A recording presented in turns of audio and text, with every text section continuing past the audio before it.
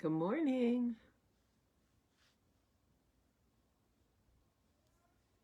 Good morning. Good morning.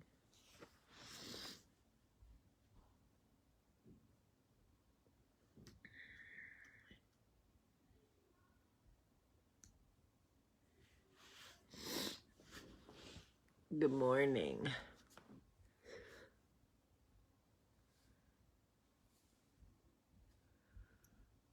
Good morning. Shit, I forgot to take my medicine.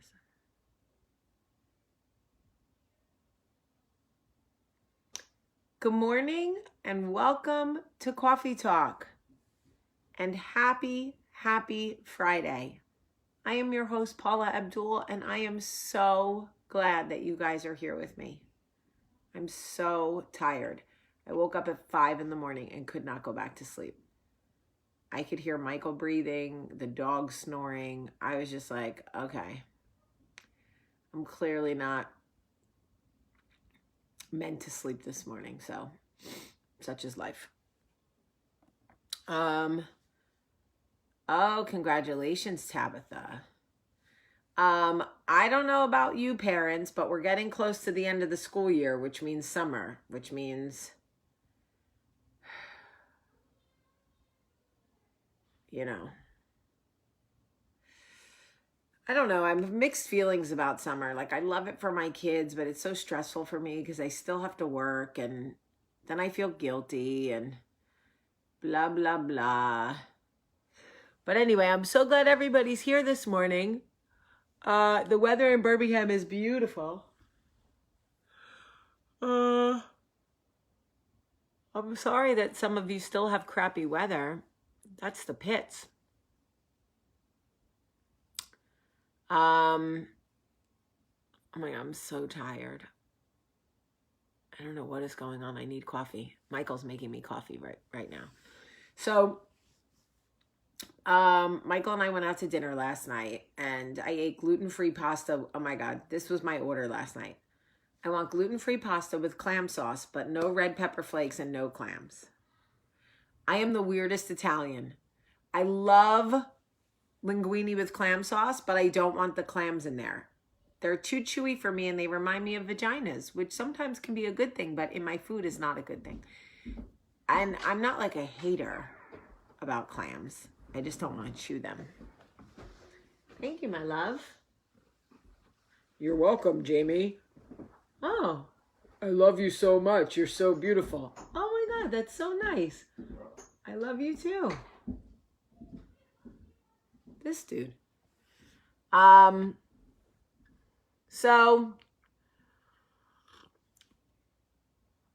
I have this song in my head right now and I can't get it out. So I'm going to put it in your head. Ready?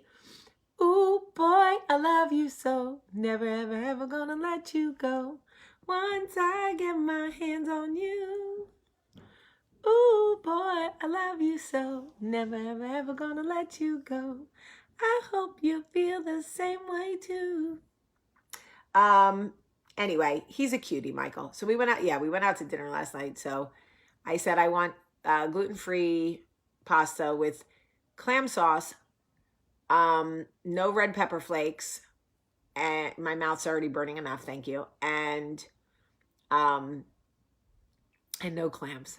And Michael was like, don't say it. Don't say it. And I was like, they remind me of little vaginas. I don't need that. And he was like, can you never just say no clams? You don't owe anyone an explanation. I was like, I know, but I feel bad. I don't want them to think it's because I don't like their clams. I just don't like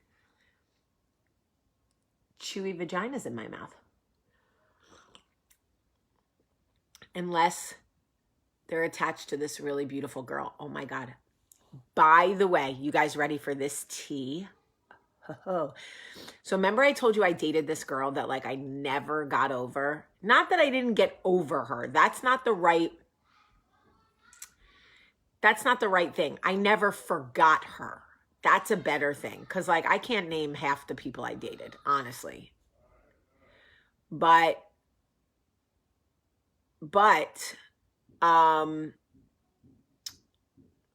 I never, ever, ever, ever forgot her. I never stopped thinking about her, right?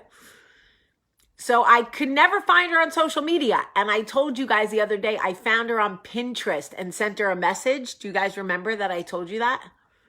So I was like, hey girl, trying to be all slick, like, hey, girl, hey lady, like, cause I don't even know how to flirt anymore. I'm like totally a space cadet, right? So I'm like, Mike, yay, I missed you. So anyway, I'm like, hey lady, so good to find you here. I think I might have said, hey cutie. I don't even know. Guys, it was probably awful. Okay. Long story short, I was driving yesterday or the day before, and I got a message back on Pinterest for her. And she was like, hey, you, so good to hear from you. Would love to catch up. And I literally almost drove into a tree. I was like, ah, I was so excited. So I screenshot the message and sent it to Michael and was like, my girl, look at this. And Michael was like, he knows who she is because I was dating her when he and I were dating in the beginning. And he was like, see, babe, if you wait patiently, all good things come back around. I was like, look at that. The threesome back together again. Anyway, if I showed you this girl's picture, you would be like, holy.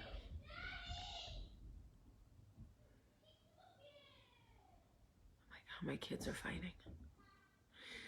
If I showed you this girl's picture, you would be like, holy banana bread. Nobody's that good looking. Nobody's that attractive. And I know like sometimes they say beauty is in the eye of the beholder. I'm telling you, unless the beholder has eyeballs in their asshole, they're definitely going to be like, oh my God, this girl is magnificent. I've never seen a girl this beautiful in my life. Never. Just saying. Guys, there's a good chance my kids are actually killing themselves right outside my door. No. There was no real threesome.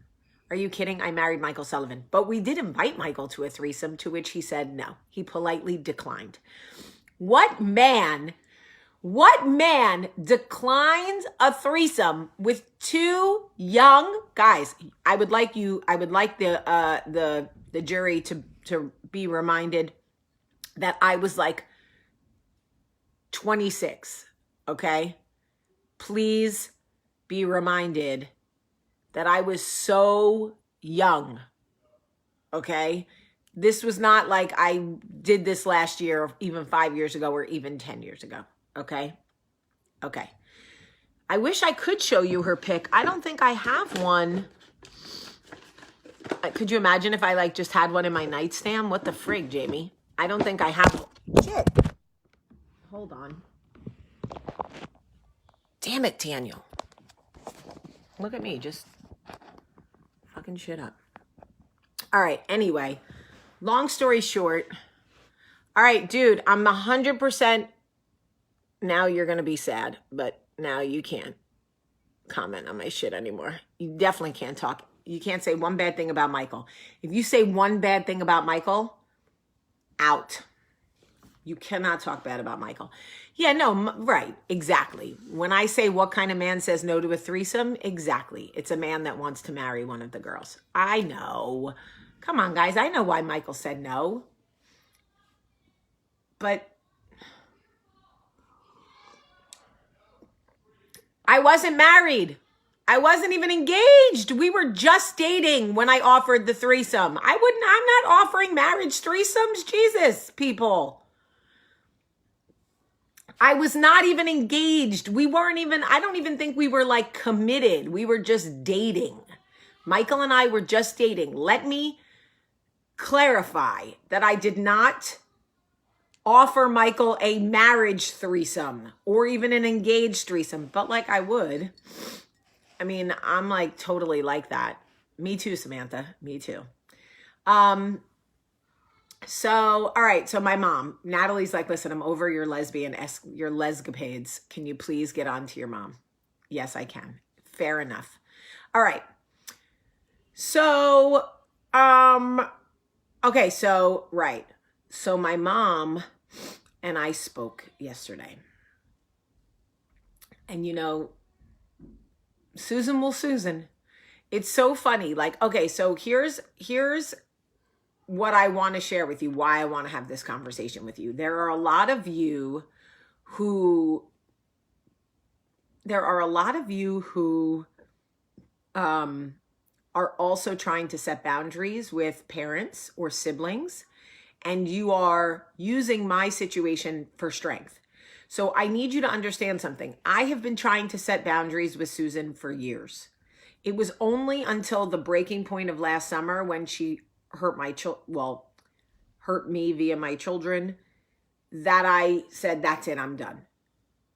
So please understand that my mother is not violent.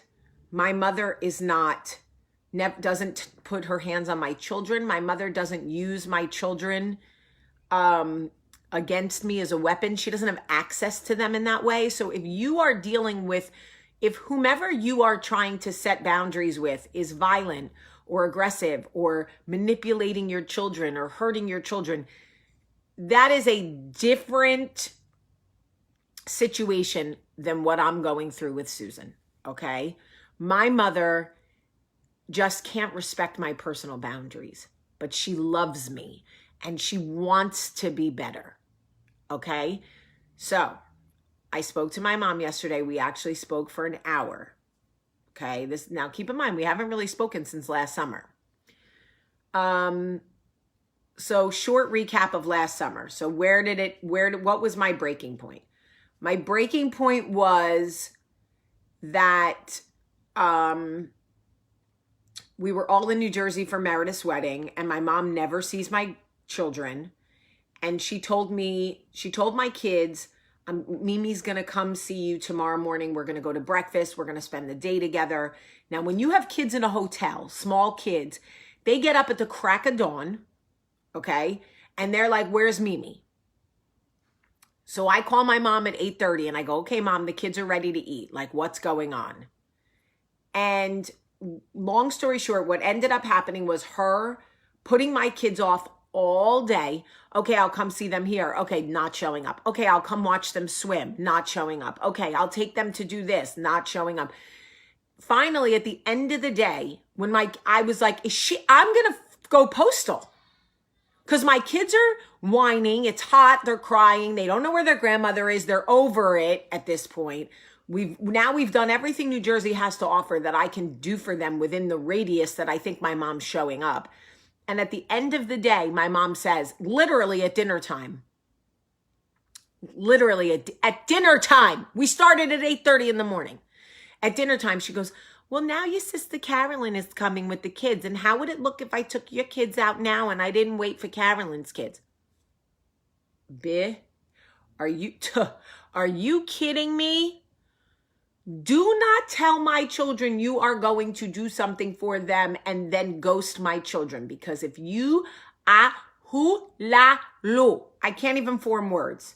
No, you're not messing with my kids. Okay. And you want me to wait on the sibling? You want me to wait on the sister you always see? You both live in Florida. You never see me and the kids. And you talk about how gonna look at the... No, I don't care. Don't say anything to me. So I said, no problemo, Susie Q. Go hang out with your other daughter. Me and this crew are good. And that was it. I didn't speak to her again. Done. She tried to apologize, but I wasn't having it. I wasn't having it. Because the thing is, like, at what point do we say enough is enough? How many times do we say, do whatever you want. You're my mother. Do whatever you want. You're my mother. Shit on me however you want. You're my mother. Shit on my kids if you want. You're my mother. No. Yes, I'm a Libra. Okay. So, long story short, I spoke to my mom yesterday and she apologized. She took full responsibility for her behavior. She said, I miss you so much. I love you. I want my daughter back. You are absolutely right. I will never do it again, ever. I love my grandchildren. I miss them terribly. I miss my daughter. So I'm like, okay, I'm not here to make my mother grovel. I'm not here to make my mother beg. I love my mother. I love her. So I said, okay, I accept your apology and I'm ready to try again. And this is how cute Susan is. Are you ready? I say, but Mom, there still needs to be some boundaries. So let's talk about what they are. She's like, okay, boundaries. I'm ready. All right, go. What are the boundaries, honey? Okay. The boundaries are, you can't use guilt to manipulate me, Mom. I know that's how Grandma handled you. And you are too old to break the pattern. You're 72. You're not going to break the pattern. I understand that. But I can't allow you to guilt me, to manipulate me using guilt. How do I do it, honey? Tell me. When you call me and you say, well, I thought you would call me this week, but you didn't call me. I guess you're just too busy to call your mother. That is guilt. It's manipulation. I don't want that. I would prefer that you say, honey, I was really hoping that you would call me. Could we set a weekly call? Is there a way that we could put something on the calendar for us? Could you, right? I know my mom's not going to change. She's 72. So she's like, all right, I got it. Guilt. I'm not doing it anymore. Out the window, guilt. She was so cute. So I'm like, great. Out the window, guilt. Here we go. So I said, she's like, so I said, the other thing is, Mom, you got to remember where I am at this stage of my life. My children are young and I'm very busy and it's a lot with you. We have to find a happy medium. She's like, happy medium. Got it. Happy medium relationship. She was trying so hard. I love her so much. Like she was really trying. So I'm like, all right, Mom. Awesome. And she goes, all right, honey, I feel so much lighter. I feel so much better. This is so wonderful. I have my daughter back. You have your mother back. This is going to be great. And ready for the kicker? Ready?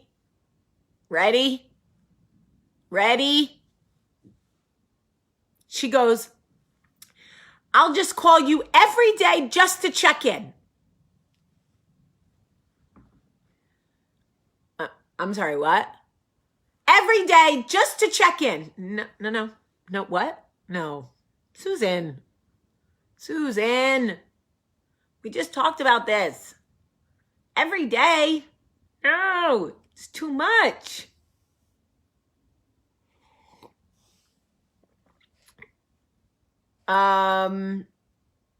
It's too much.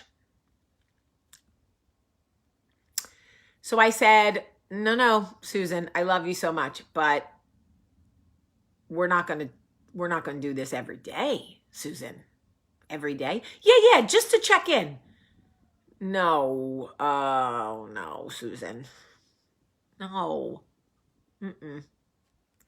No, but like couple times a week. Two times a week. She's like, okay, 2 times a week we'll talk and every day I'll just check in. Okay. All right, great. Thanks so much, Mom. She's never going to change. But you know what? I love her. She's trying. And, it's just who she is. She just wants to hear from me every day. She just wants to know that I'm okay every day. And I told her, we can't talk every day, but I'll text you every day.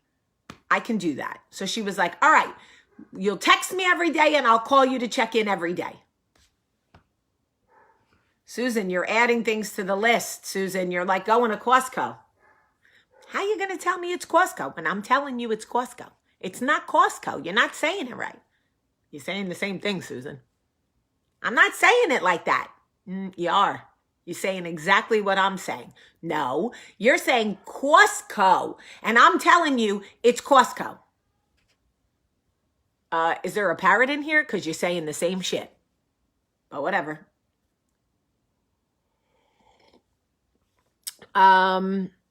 Anyway. I'm going to text her every day. And I'm going to remind her that she can watch me on Coffee Talk. And, you know, we can, you know, I don't know. But every day. Oh, God, don't do that. To the person who just commented, be glad you can hear from her because heaven doesn't have a phone. That is so unfair. We've talked about it 1,000 times. My dad is dead. Don't try to dead parent shame me. Oh, I hate that more than anything. Oh my God. I swear I want to fight. Oh, I want to fight. Oh, I'm like the Hulk, Dr. David Banner. I can't stand when people dead parent shame me. It's the worst. When I say my mom doesn't respect boundaries and they say be thankful she's alive, it's the most bizarre shit. Be thankful she's alive? Really? Oh, why didn't I think of that? Oh, I'm getting off. I'm getting off this computer because y'all are going to have me turning green and ripping my clothes off and it's not going to be sexy. Oh.